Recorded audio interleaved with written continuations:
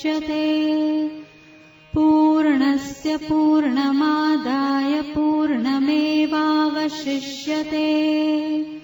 ॐ शान्ति शान्ति शान्तिः। शङ्करं शङ्कराचार्यं केशवं बादरायणं सूत्रभाष्यकृतौ वन्दे भगवन्तौ पुनः पुनः। ईश्वरो गुरुरात्मेति मूर्तिभेदविभागिने व्योमवत् व्याप्तदेहाय दक्षिणामूर्तये नमः। ॐ शान्तिः शान्तिः शान्तिः।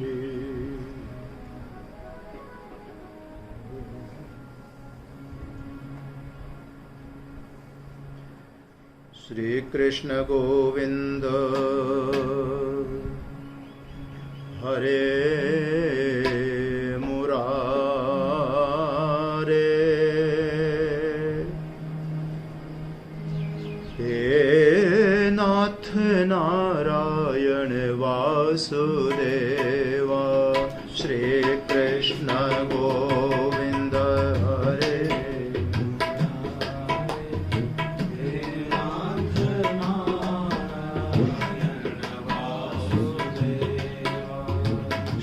कृष्ण गोविंद हरे मुरारे, हे नाथ नारायण वासुदेवा।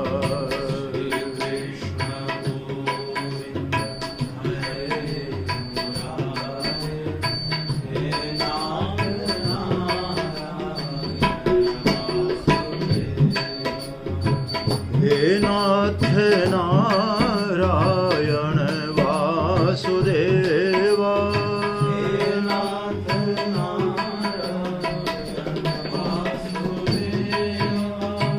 हे नाथ नारायण वासुदेवा।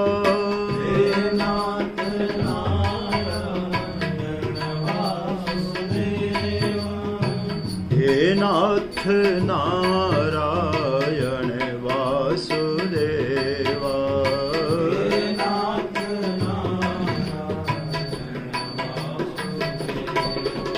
श्री कृष्ण गोविंद हरे मुरारे, हे नाथ नारायण वासुदेवा।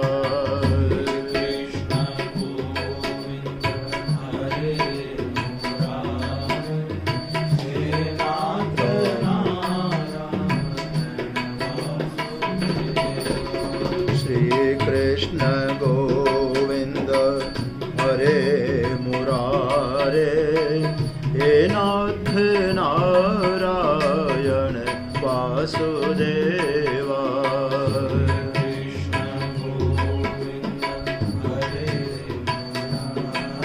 बोलिए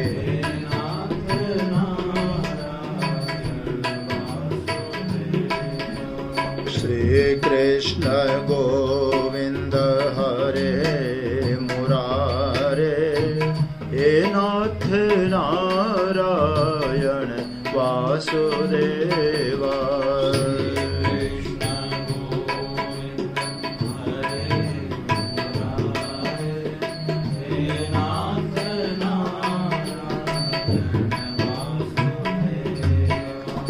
हे नाथ नारायण वासुदेवा।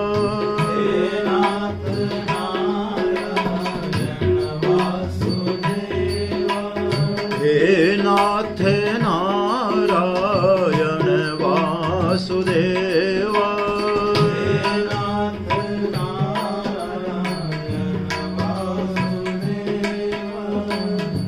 नाथ नारायण वासुदेवा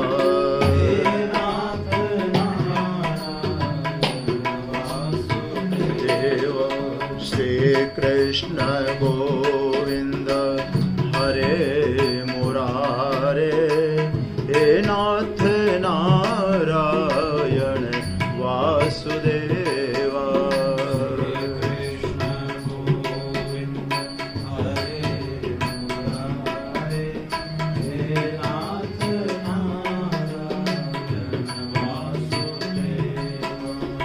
हे नाथ नारायण वासुदेवा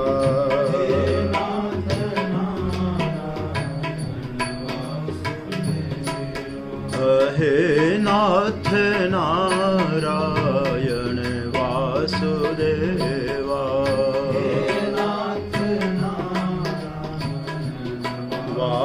वासुदेवा सच्चिदानंद भगवान सत्य सनातन धर्म की सद्गुरुदेव महाराज की गोपाल कृष्ण भगवान की गौ माता की ओ हनुमान जी महाराज की ओम नमः पार्वती पतये हर हर महादेव।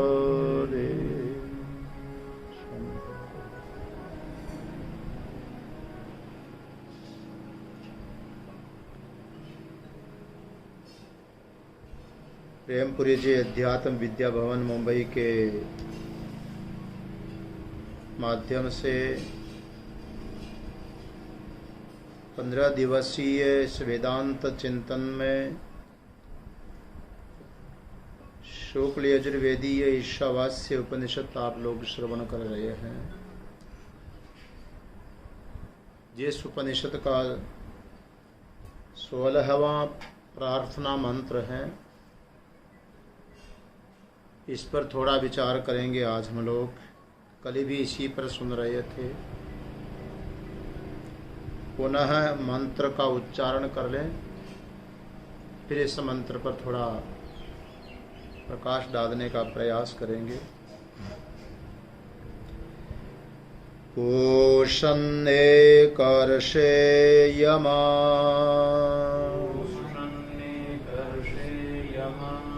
सूर्य प्राजापत्य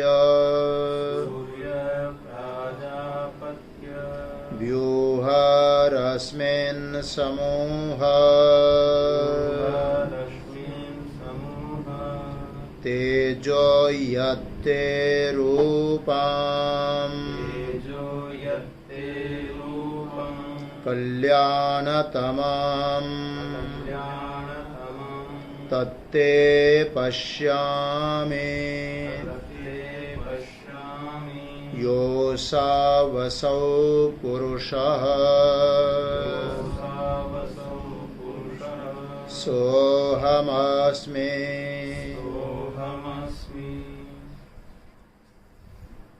प्रार्थना मंत्र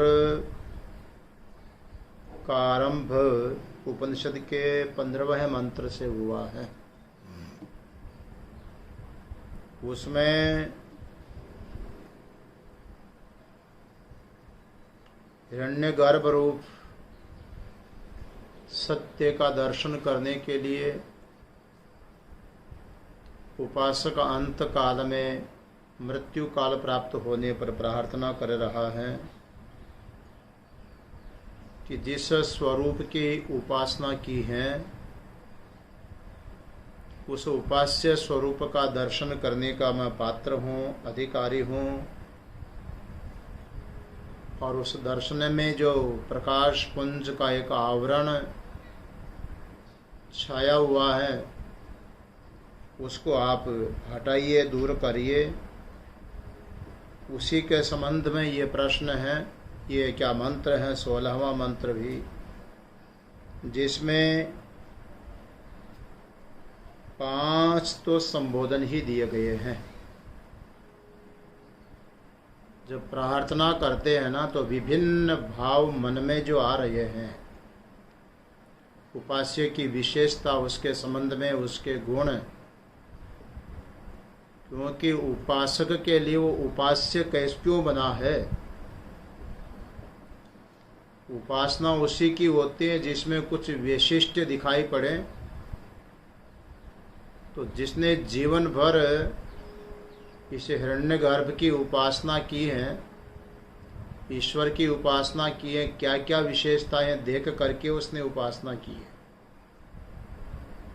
भाई एक शिष्य जो होता है वो गुरु के प्रति अवनत होता है, विनम्र होता है, समर्पित होता है, शिष्यत्व स्वीकार करता है, तो कुछ न कुछ वैशिष्ट दिखाई पड़ेगा। तभी तो जब तक अर्जुन को भगवान के प्रति कुछ विशेषता मालूम न पड़ी, तब तक अर्जुन भगवान श्री कृष्ण को सखेति मत्वा प्रसभम यदुक्तम, हे कृष्ण हे यादव हे सखेति बोला। भगवान को कहीं यादव कहा, कहीं कृष्ण कहा, क्योंकि सखा मान करके बोला। हे कृष्ण हे यादव हे सखा। इसीलिए जब तक वैशिष्ट समझ में नहीं आए वहाँ श्रद्धा नहीं बनती है, वहाँ समर्पण नहीं होता। तो उपासक ने जिस उपास्य भाव का चिंतन किया है, उपास्य के जो गुण विशेष हैं उनको देख करके ही श्रद्धा बनती है। कल मुंडक श्रुति का मंत्र लेकर के बताया था कि तप और श्रद्धा संपन्न जो अरण्यवासी हैं वो उपासना करते हैं। तो तप और श्रद्धा संपन्न अरण्यवासी उपासना कर रहे हैं उस हिरण्यगर्भ की, जो उत्तरायण मार्ग से प्रयाण करने के अधिकारी होते हैं। श्रद्धा एक महत्वपूर्ण चीज होती है, और श्रद्धा तभी बनती है जब वैशिष्ट्य सामने आए। तो इस मंत्र के द्वारा साधक जो उपासक है वो प्रार्थना करते समय ये निवेदन कर रहा है कि आपकी अमुक अमुक विशेषताओं को देख करके, आपके वैशिष्ट्य को जान करके मैंने आपकी उपासना की है, मेरी प्रार्थना स्वीकार करें। उसके लिए 5 संबोधन दिए हैं, 5 में 5 विशेषताएं दिखाई पड़ी हैं। पूषण, एकर्षे, यम, सूर्य, प्राजापत्य, ये 5 के 5 संबोधन है। हे पूषण, हे एकर्षि, हे यम, हे सूर्य, हे प्राजापत्य, रश्मिन समूह व्यूह, जो रश्मियां हैं उनको इकट्ठी करके, एकत्रित करके और आप उसको हटा दीजिए। तेजो ये ते रूपम कल्याणतमम, जो तुम्हारा कल्याण स्वरूप, कल्याणम, कल्याणतरम, कल्याणतमम, जो निरतिशय कल्याण स्वरूप तुम्हारा रूप है, तेजोमय रूप है, उसको मैं देख रहा हूं कि यो असो सो पुरुष सोहम अस्मि, वो जो आदित्य मंडल अंतर्गत पुरुष हैं, वो आदित्य मंडल अंतर्गत पुरुष मैं हूं, इस प्रकार से मैंने उपासना की है। सो अहम अस्मि, वह मैं हूं। अहंग्रह उपासना है इसमें, तो ये अहंग्रह जो उपासना की गई है, और उसमें देखो उपास्य और उपासक के स्वरूप की एकता का चिंतन किया है कि हैं एक आदित्य मंडल अंतर्गत हैं और एक इस शरीर के अंतर्गत हैं, अक्षी पुरुष हैं। ये दोनों एक ही हैं। इस प्रकार से एक रूप में जो उपासना की है वही तेजस स्वरूप कल्याणतम निरतिशय जो कल्याणतम रूप है उसी को मैं देखता हूँ इन विशेषताओं को देख करके। ये है विशेषता पूषण एकर्ष यमा सूर्य प्राजापत्य। पहला संबोधन दिया है कि हे पूषण। पोषण का अर्थ क्या होगा? पोषण करने वाला। सूर्य भगवान आप पोषण करने वाले हैं, क्योंकि आपके बिना पोषण संभव नहीं है। देखो, एक बाह्य पोषण है, एक आभ्यंतर पोषण है और तीसरा अनुग्रहात्मक पोषण होता है। इसलिए यहाँ पर उपास्य को पोषण शब्द से कहा है। सूर्य उपासना है तो सूर्य क्या है? ये पोषण करने वाला है, पोषण करने वाला। आप देखो, कोई पौधा लगा दीजिए और उस पौधे को धूप मत लगने दीजिए, सूर्य की किरणों का स्पर्श मत होने दीजिए, छाया के छाया में रखिए, तो धीरे धीरे धीरे वो अंकुरित भी होने के बाद, पल्लव भी निकल जाने के बाद उसमें पीलापन रहेगा, परंतु हरापन तभी आएगा उसमें जब सूर्य किरणों का स्पर्श होगा। हमारे ब्रह्मचारी नारायण चैतन्य जी हैं, उनको पौधे तैयार करने का बड़ा शौक है, और जब वो पौधे छोटे छोटे तैयार करते हैं तो देखते हैं कि कलम लगा करके या अंकुरित करके जो पौधा तैयार होता है, जब तक वो पौधा छाया में ही पड़े रहेगा, उसको सूर्य किरणों का स्पर्श नहीं मिलेगा, तब तक उसका पीलापन समाप्त नहीं होता, हरापन नहीं आता उसके अंदर, उसमें पोषण शक्ति का आदान होता ही नहीं है। सूर्य की किरणों का स्पर्श लगने पर ही वो उसमें हरापना आता है, फिर उसकी ग्रोथ होती है, उसकी वृद्धि होती है, और इतना पोषण होते होते वो विशाल वृक्ष रूप धारण करता है। फिर उसमें फूल फल आदि लगते हैं और वो पैदा प्राप्त हुए फल आदि सबको पुष्टि देने का, पुष्ट करने का काम करेंगे। तो उसे पोषण करता सूर्य से ही सबको पुष्टि देने वाला फल प्राप्त हो रहा है। इसलिए उसको पोषण कहा गया कि आप सबका पोषण करने वाले हैं। एक बाह्य पोषण हो गया, सूर्य किरण के बिना किसी की वृद्धि संभव नहीं, और दूसरा आंतर पोषण होता है। आंतर जो पोषण होता है वो भी उसके बिना संभव नहीं है।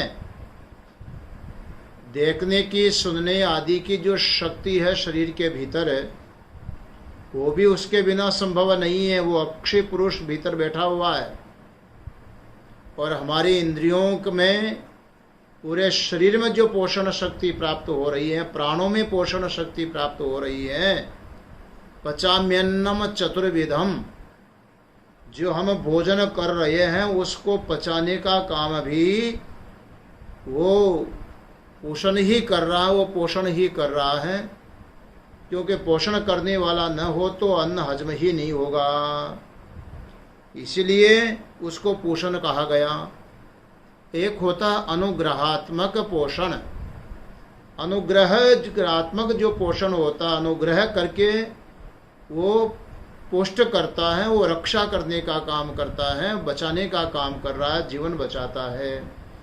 बहुत बड़ा व्यक्ति का यदि पतन भी हो रहा है, भगवान जी इस पर अनुग्रह कर देते हैं तो फिर उसका पोषण हो जाता है, उसका रक्षण हो जाता है। अजामिल ब्राह्मण की कथा पुराणों में आई। एक सात्विक ब्राह्मण होते हुए भी किसी कुदर्शन के कारण पतित हो जाता, पतन होता है, परंतु भगवान ऐसे अनुग्रहात्मक उसमें पोषण करते हैं। किसी संत का आगमन होता है और बेटे का नाम नारायण बता दिया जाता है। ये भगवान की कृपा से ही अनुग्रह प्राप्त हो रहा है। और जब मरण काल आता है तो वो पुत्र के माध्यम से भगवान को पुकारता है, नारायण नारायण नारायण।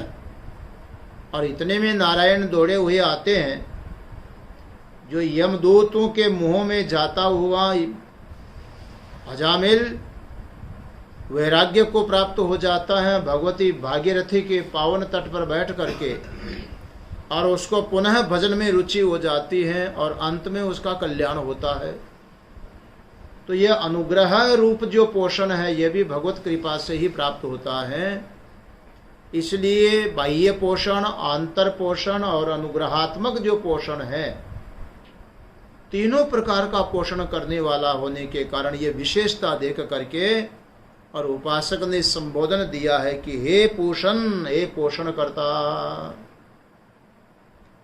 आप एक ऋषि हो। एक ऋषि एक एव ऋष्यति गच्छति ते एक ऋषि, एक एव ऋषति अर्थात गच्छति। जो अकेला ही चलता है उसको एकर्षि बोलते हैं। एक ही चल रहा है, उसके साथ कोई दूसरा नहीं चल सकता, वो एक ही चलता है। अब ये भी देखिए, बाह्य रूप से भी आंतर रूप से भी अकेला ही तो चलता है। अकेला कैसे चल रहा? बाह्य सूर्य नारायण को देखिए, सूर्य नारायण अकेले गति कर रहे हैं। आदित्य से गता गतैरहरह संक्षीयते जीवितम। अकेले चल रहे हैं सूर्य नारायण, आ रहे हैं जा रहे हैं, आ रहे हैं जा रहे हैं। दिन हो रहा है, रात्रि हो रही है, रात्रि गई दिन आ रहा है, दिन गया तो रात्रि आ रही है। अकेला गतिशील है, इसलिए उसको एकर्षि बोला। दूसरा, एक ऋषि है, वो एक मंत्र रूप है। देखो ऋषि किसको बोलते हैं? मंत्र दृष्टार ऋषयः। जो मंत्र दृष्टा होते हैं उसको ऋषि कहा जाता है। दूसरा अर्थ ये भी होगा, मंत्र दृष्टा को ऋषि बोलते हैं। एकमात्र वो मंत्र दृष्टा है, वो ऋषि हैं। सारे मंत्रों को जानने वाला वही है। संपूर्ण वेद राशि उससे प्रकट हो रही है, इसलिए उसको एकर ऋषि भी बोलते हैं। तीसरा विशेषण देखा गया कि ओहो, आप तो यम है। यम ये सूर्य उपासना है जी, आदित्य मंडल अंतर्गत पुरुष की उपासना, उसको यम बोल रहे हैं। लेकिन वैसे देखें परंपरा दृष्टि से तो यम शब्द किसके लिए आता है? नचिकेता को जिन्होंने ज्ञान दिया है वो कौन थे? वो यम थे, सबका यमन करने वाले, संयमन करने वाले। यहां पर यम का अर्थ है सबका नियंत्रण करने वाले। जो भी हमारे शरीर के भीतर देखो, बाहर समष्टि में देखो, सबका नियंत्रण कौन कर रहा है? सबका नियमन संयमन करने वाला है। जितने भी वनस्पति है, ऋतु परिवर्तन हो रहा है, शरीर में सारा व्यवहार चल रहा है, नियमित रूप से चल रहा, उसका नियमन करने वाला होने से उसको यम बोला। दूसरा अर्थ है यम माने देखो विवस्वान बोलते हैं सूर्य को, और यम का दूसरा नाम है व्यवस्वत। विश्व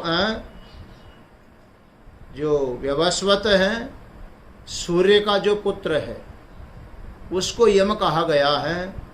हर व्यवस्वतोदकम कठोपनिषद में आया है।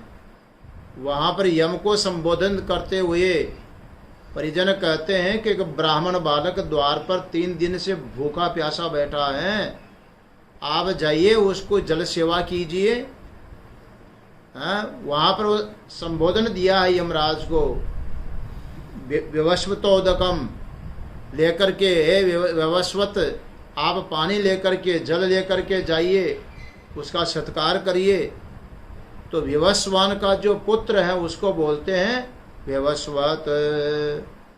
सूर्य पुत्र का नाम है व्यवस्वत।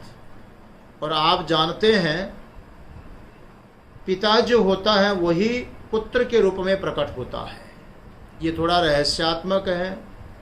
सूर्य शब्द का अर्थ होता है सूर्यो आत्मा जगतस्तस्तुश्च, चराचर प्राणियों की जो आत्मा है परमात्मा, उसी को क्या बोला है? सूर्य कहा गया है। और वो सूर्य ही व्यवस्वत के रूप में, यम के रूप में प्रकट होते हैं। पिता ही पुत्र के रूप में प्रकट होता है। वो जो निराकार ब्रह्म तत्व है, वो सगुण निराकार ब्रह्म तत्व ही हिरण्यगर्भ प्रथम पुरुष के रूप में प्रकट होता है। इसलिए और उसके अधीन क्या है? बोले सब उसके नियमन में चलते, सबके उसके अंडर में होते हैं, उसके बाहर कोई नहीं जा सकता है। जो यम होते हैं उसको क्या बोलते हैं? काल बोलते हैं। काल बोलते हैं। और काल ही सबका नियमन कर रहा है, सबका संयमन कर रहा है। इसको मृत्यु के शब्द इस नाम से भी कहा गया। ये काल है, यह मृत्यु है, यह यम है, यह व्यवस्वत है। ये सारी संज्ञा उसी के लिए आ रही है। ये हिरण्यगर्भ के लिए ही आ रहा है, जो सबका नियमन करने वाला, जो सबकी मृत्यु है, जो सबका काल है, सबको अपने अधीन करने वाला है। सूर्य नारायण अपने काल के माध्यम से, देखो जितने भी दिन और रात की गिनती होती है ना, उस सूर्य को लेकर के ही काल गिनती होती है। काल उसी से उत्पन्न हो रहा है। यदि सूर्य न हो तो राशि गिनती कैसे होगी? सूर्य न हो तो काल गिनती कैसे होगी जी? दिन रात ही नहीं होगा, तब एक दिन, एक महीना, एक वर्ष, एक कल्प, ये विभाग कैसे करेंगे जी? अब मनुष्य के लिए कहा गया कि शतम जीवे में 100 वर्ष तक जीवे, तो वर्ष की जो अवधि है ये भी तो काल को लेकर के हुई। और काल के रूप में कौन है? ये यम है। इसलिए सबका नियमन करने वाला, काल परिधि में सबको बांधने वाला काल, यम। यह मृत्यु एक ऐसी है जो एक क्षण भी किसी को ज्यादा अवधि नहीं देता है। समय से, वो बड़ा प्रसिद्ध वाक्य है, जगह जगह लिखा हुआ आपको मिलता होगा कि भाग्य से अधिक और समय से पहले कुछ भी मिलने वाला नहीं है। इसका अर्थ होता है कि जो समय है, अवधि है, काल है, मृत्यु है, इसके बाहर कोई नहीं जा सकता है। ये सबका नियमन, सबका संयम करने वाला है। आपकी इतनी सारी विशेषताएं हैं, इसलिए देखो जीवन भी आपके अधीन है, तो जीवन का पर्यवसान, उसकी परिसमाप्ति भी आपके अधीन है। इस भाव को लेकर के कहते हैं कि आप यम हैं, उष्ण है, एक ऋषि है, आप यम हैं, आप सूर्य है। आप हे यम, आप सूर्य रूप में, अर्थात सूर्य मंडल अंतर्गत जो पुरुष है वो भी आप ही हैं। और दूसरा सुष्टु ईरियति थी सूर्य, इसकी व्याख्या होगी। अच्छी प्रकार से सबको प्रेरणा करने वाला, सुष्टु ईरियति प्रेरियति थी सूर्य है। जो सबको अच्छी प्रेरणा करे उसी का नाम सूर्य होता है। सबको प्रेरणा करने वाला सूर्य नारायण कहलाता है। देखो भगवान वही सबको प्रेरणा देने वाले हैं, सबकी आत्मा है, उससे ही सारे के सारे चल रहा है। आगे चल कर के उपनिषदों में बहुत अच्छे अच्छे प्रसंग आए जी। एक सुंदर प्रसंग आया केनो उपनिषद में। वहाँ प्रश्न किया गया है शिष्यों ने कि केनेशितम पतति प्रेषितम मन, केन प्राण प्रथमा प्रयत युक्त, केनेशिताम वासमिमाम वदन्ति चक्षुश्रोत्रम कौ देवो युनक्ति। एक शिष्य ने अपने गुरुदेव से प्रार्थना की है कि भगवान केनेशितम पतति प्रेषितम मनः, मन जो है विषयों में प्रेषित होता है, प्रेषण दिया जाता है, तो किसकी इच्छा से इच्छित होकर के ये मन जा रहा है। केन प्राण प्रथमा प्रयति युक्त है, ये जो मुख्य प्राण अपनी प्राणन क्रिया कर रहे हैं पूरे शरीर में, अक्षुण्ण गति से अपना व्यवहार कर रहे हैं, इसको प्रेरणा देने वाला, इसको प्रेषण देने वाला, इसको चलाने वाला कौन है? केन प्राण प्रथमा प्रयत युक्त केनेशिताम वाचमिमा वदंती। वाणी जो बोल रही है किसकी इच्छा से इच्छित होकर के बोलती है? चक्षु श्रोत्रम कौ देवो युनक्ति। आंख को रूप के प्रति, श्रोत्र को शब्द के प्रति, उसको नियुक्त करने वाला, प्रेरित करने वाला कौन है? ये बड़ा सुंदर प्रश्न किया है। तब वहां कहते हैं न तत्र चक्षुर गच्छति न वाग गच्छति न मनो न विद्मो न विजानीमो। जिसकी प्रेरणा से ये सब हो रहा है वहां तो आंख नहीं जाती है, वाणी नहीं जाती है, मन नहीं जाता है। अर्थात वो जो अतीन्द्रिय तत्व है, सूर्य आत्मा जगतस्तस्तु सश्च, चराचर जगत की जो आत्मा है वही है, पर उसको वाणी से कैसे कहा जाए? वाणी का विषय नहीं है। आंख से देखें तो वाणी से बतावें तो आंख का विषय नहीं, वाणी का विषय नहीं। और जिसने देखा, जिसको बोला, उसने मनन किया, परंतु उस रूप में, विषय के रूप में उसका मनन भी संभव नहीं है। ऐसा जो आत्माभूत सूर्य है वही प्रेरणा देने वाला है। सबको प्रेरणा उसी से मिल रही है। अपने शरीर में देखो, प्राण चल रहे हैं, इंद्रियां अपना व्यवहार कर रही हैं, आखिर में इसके मूल में प्रेरणा देने वाला सूर्य कौन है? अहम आत्मा गुडाकेश सर्वभूताशय स्थित। आत्मा बन करके जो बैठा हुआ सूर्य है सबको प्रेरणा दे रहा, उसकी प्रेरणा से ही सब कुछ चल रहे हैं, व्यवहार कर रहे हैं। भागवत में गोकर्ण को चिंता लगी कि मेरा जो भाई था धुंधुकारी अपने पाप कर्मों के कारण प्रेत योनि में चला गया, अब इसको उद्धार कैसे हो, इसको मुक्ति कैसे मिले? तो चिंता लगी तो गया जी में जाकर के श्राद्ध विधि संपन्न की, परंतु फिर भी घर लौटने पर देखा है कि वो तो प्रेत ही है। सकृत हस्ति सकृत मेच सकृत पुरुषो भवत। अरे भाई, वो कभी हाथी बनता है, कभी भेड़ा बनता है, कभी पुरुष बनता है, कभी अग्नि बनता है, कभी वायु इंद्र देवता बनता है, भांति भांति का रूप लेकर के आता है। कहा गया कौन है? तो बोला तेरा भाई हूं। ये दशा कैसे हो रही? बोले प्रेत योनि में पड़ा हूं। कहा मैंने तुम्हारे लिए श्राद्ध तर्पण कर दिया, फिर भी मुक्ति नहीं मिली। बोले नहीं, इससे मुक्ति तो मेरी होने वाली नहीं है, कोई दूसरा उपाय देखो। अब उपाय देखने के लिए विद्वानों से परामर्श किया, प्रेत योनि से कैसे छुट्टी मिले? तो सभी ने कहा कि देखो श्राद्ध विधि कराओ, गया जी में तर्पण विधि करो। करवा दिया, फिर भी नहीं हुई तो क्या करना? किसी के पास उत्तर नहीं था। तब गोकर्ण ने सूर्य नारायण भगवान की आराधना की है, और सूर्य नारायण भगवान की आराधना करने पर सूर्य नारायण भगवान ने आकाशवाणी से कहा श्रीमद् भागवताद मुक्ति ही सप्ताह वाचनम कुरु। देखो, भागवत ग्रंथ का वाचन करो जिससे तुम्हारे भाई को मुक्ति प्राप्त होगी। यही उपाय है, कोई दूसरा उपाय नहीं है। ये सूर्य वचन है महाराज। इसलिए जीवों को जो प्रेरणा देने का काम करता है वो कौन है? वो सूर्य भगवान है। अंतर प्रेरणा भी है और बाह्य प्रेरणा भी है।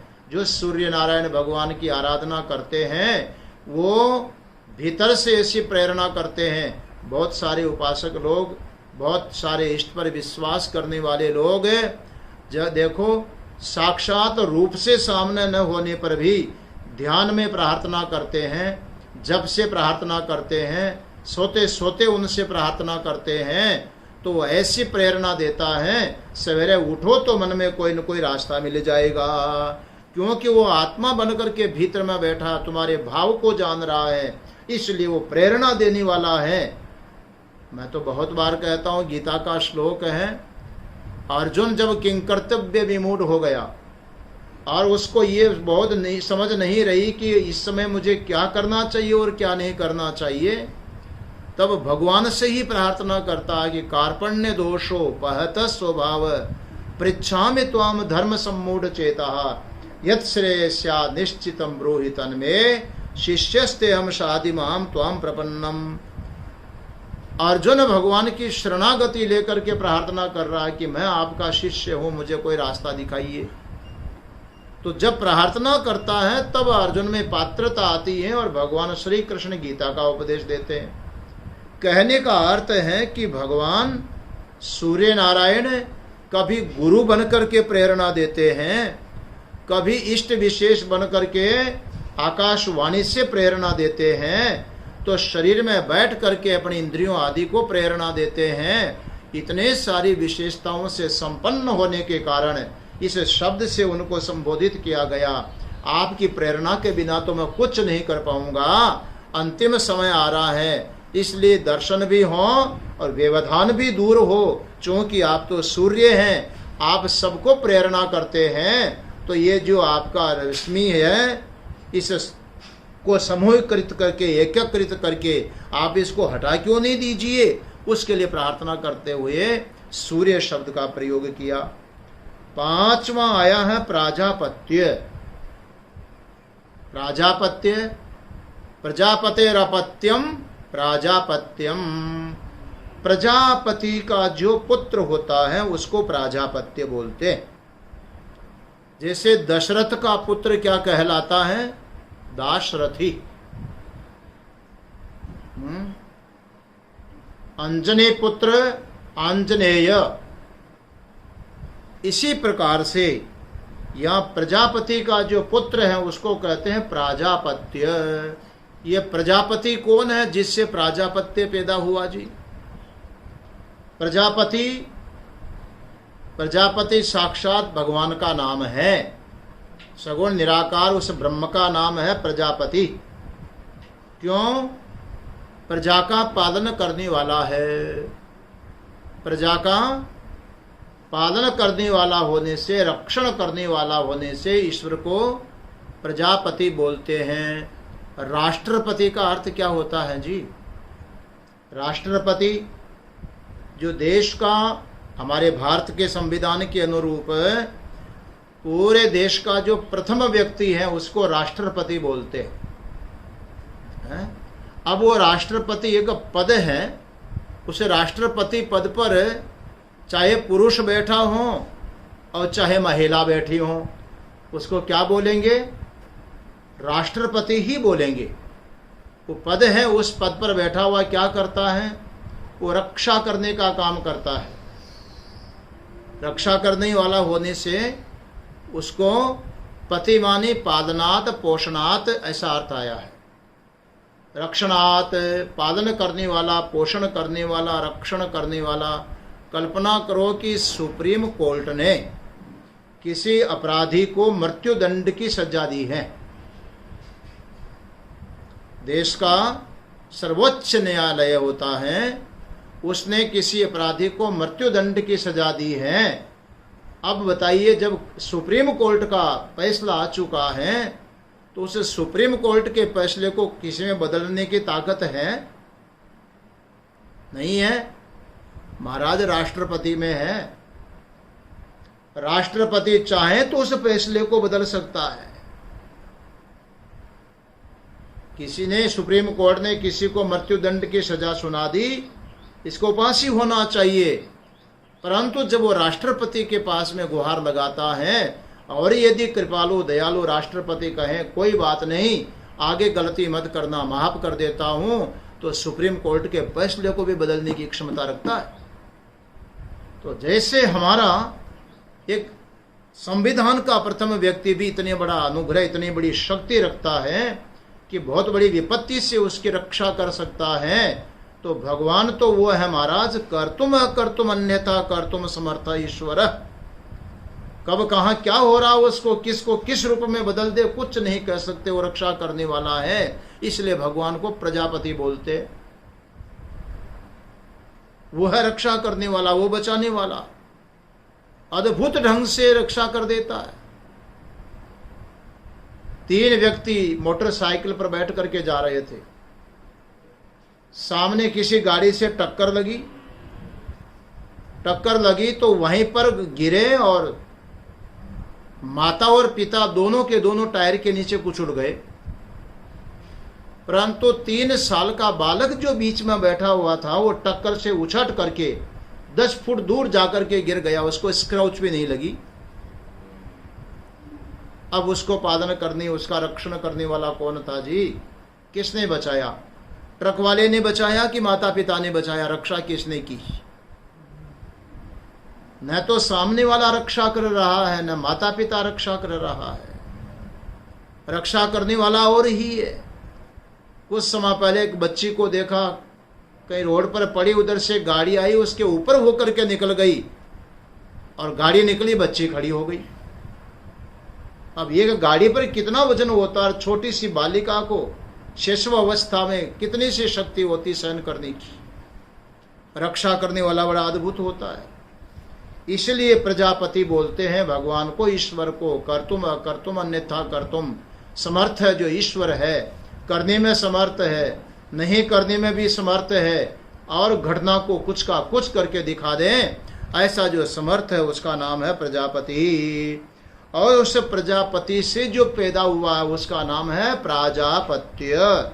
प्रजापति है ईश्वर, और वही ईश्वर हिरण्यगर्भ के रूप में सूक्ष्म समष्टि का अभिमानी बनता है ना, तभी तो उसको हिरण्यगर्भ बोलते हैं, उसको सूत्रात्मा बोलते हैं। वो जो प्रथम शरीरी है, प्रथम उपाधि को धारण करने वाला कहाँ है? सूर्य मंडल अंतर्गत तो रहता, और रहता कहाँ है? देखो, सूर्य अपने प्रकाश में सबको आवृत करता है, और उस सूर्य मंडल के अंतर्गत जो उसकी आत्मा बनकर के बैठा हुआ है, हिरण्य समस्रो, हिरण्य केश आदि बनकर के, वही तो हिरण्यगर्भ है।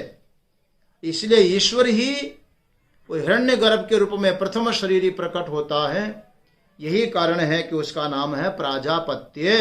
अर्थात आप तो साक्षात ईश्वर के प्रथम पुरुष हैं, संतान है, प्रथम रूप हैं। इसलिए मैं आपकी उपासना कर रहा हूं। अब उपासना कैसे किया वो भी बता रहे हैं। पहले ये 5 तो उनको संबोधन आए, इन संबोधनों में उनका गुण वैशिष्ट आया है कि इस विशेषताओं को देख करके हे उपास्य देव, मैंने आपकी उपासना की है।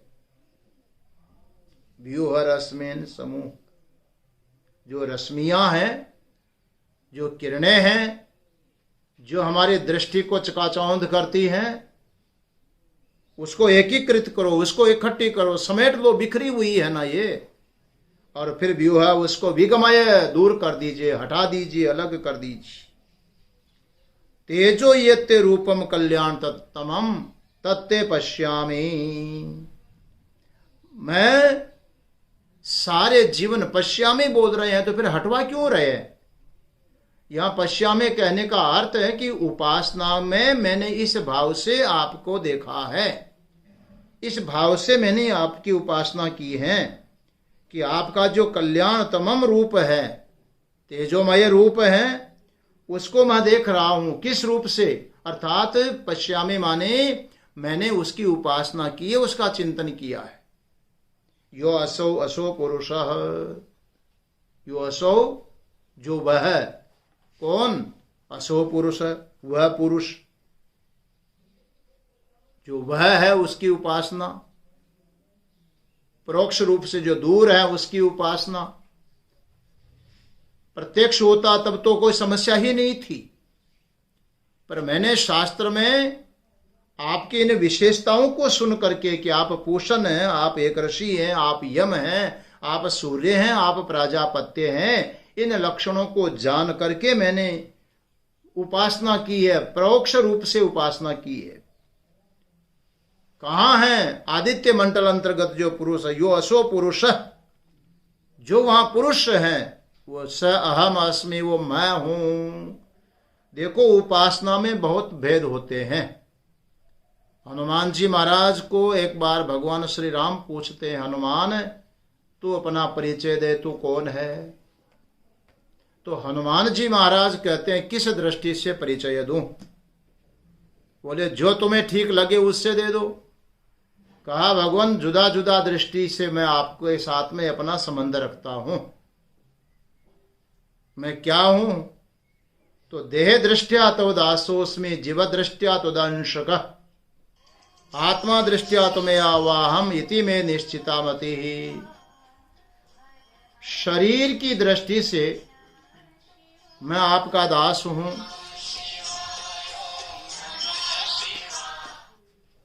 जीव की दृष्टि से मैं आपका अंश हूं,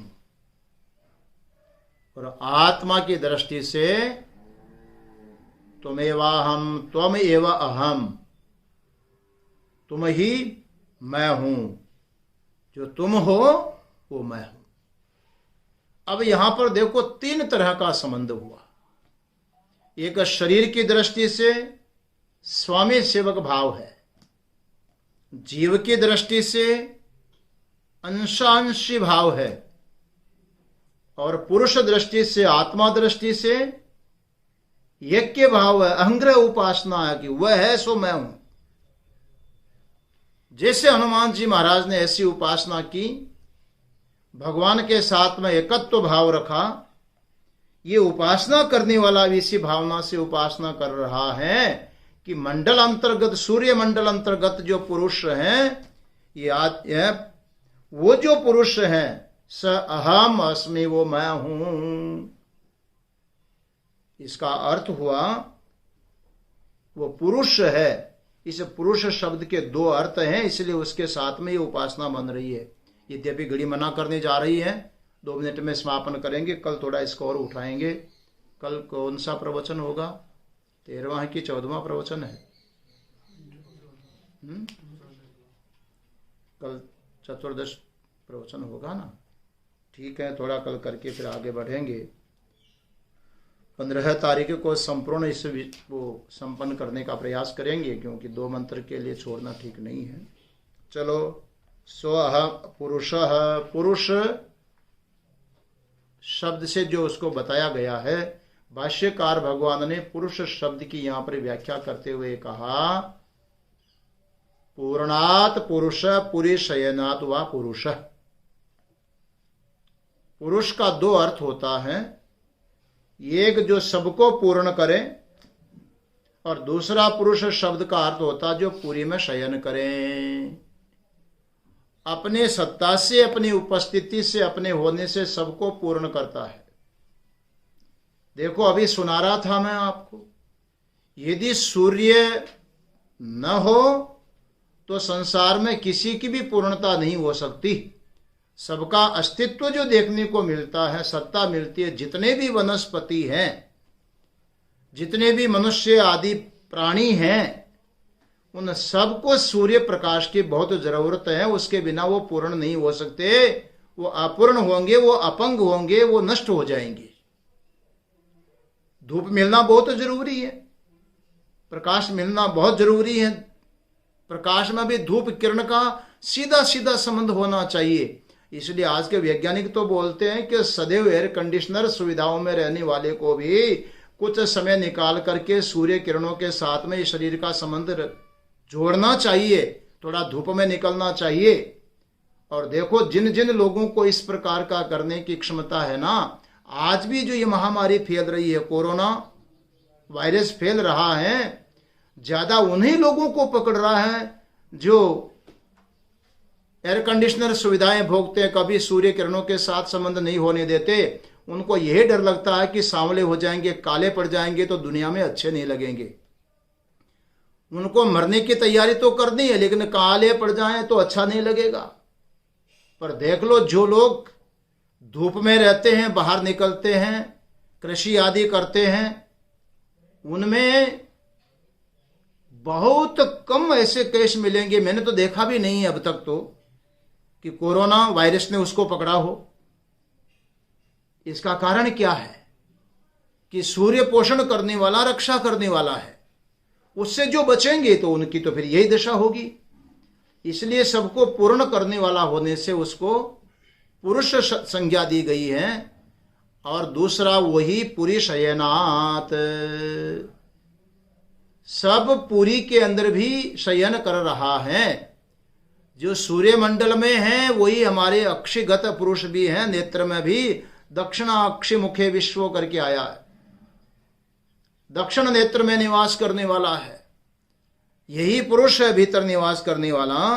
तो इस प्रकार वो और ये दोनों एक ही हैं। ये पुरुष रूप से जो उसकी उपासना हुई है, कौन है? स पुरुष, जो पुरुष है, स अहम अस्मि, वो मैं हूं।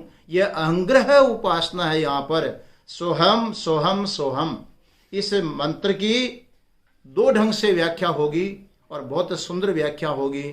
अभी हम समय का अतिक्रमण नहीं कर सकते, तो कल आओ इस मंत्र के व्याख्यान से ही अपने प्रसंग को आगे बढ़ाएंगे, क्योंकि अब 2 ही दिन हमारे पास में बच गए हैं और मंत्र भी ये सोहम मंत्र को लेकर के उपनिषद के 2 मंत्र शेष बचे हैं, उनको करने का प्रयास करेंगे। आज इतने में ही हम अपने विचार को विश्राम देंगे। ब्रह्मचारी जी अपना भजन आपको श्रवण करवाएंगे। हरि ओम तत्सत, हरि ओम तत्सत, हरि ओम।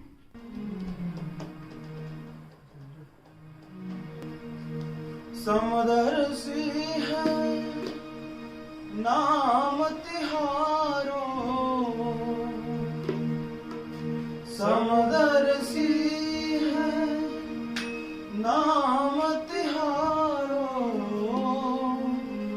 चाहे तो पार करो प्रभु मेरे अवगुण चित्त ना धरो, प्रभु मोरे अवगुण चित्त ना धरो।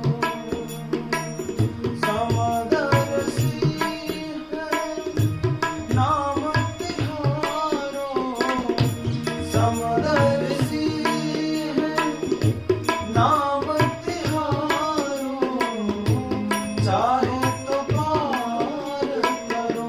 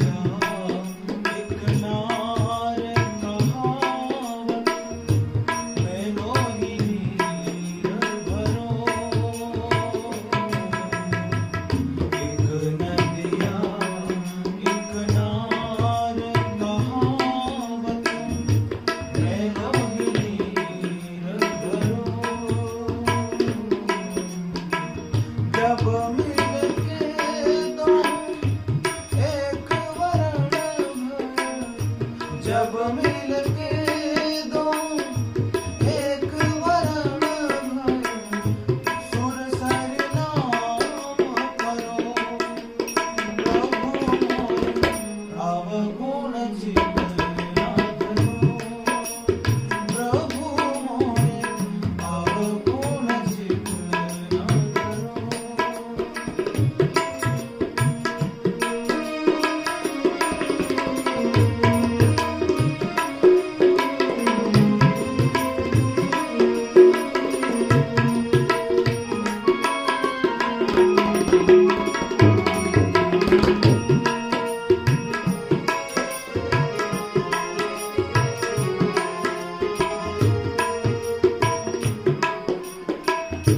एक जीवन एक ब्रह्म कहावत मेलो हीर भरो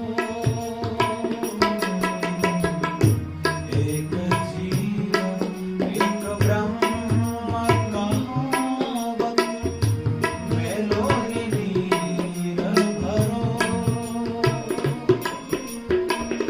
अब की बार मोहे पार उतारो अब की बार मोहे पार उतारो नहीं प्रण जात करो प्रभु मोरे अवगुण चित ना धरो प्रभु मोरे अवगुण चित ना धरो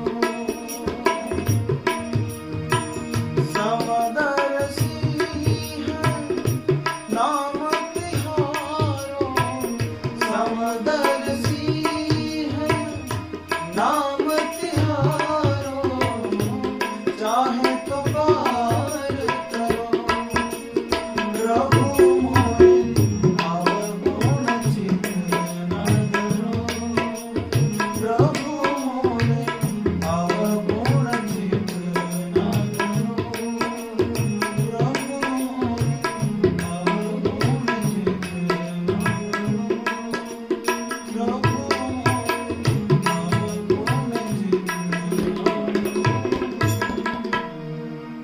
पूर्णमदः पूर्णमिदं पूर्णात् पूर्णमुदच्यते पूर्णस्य पूर्णमादाय पूर्णमेवावशिष्यते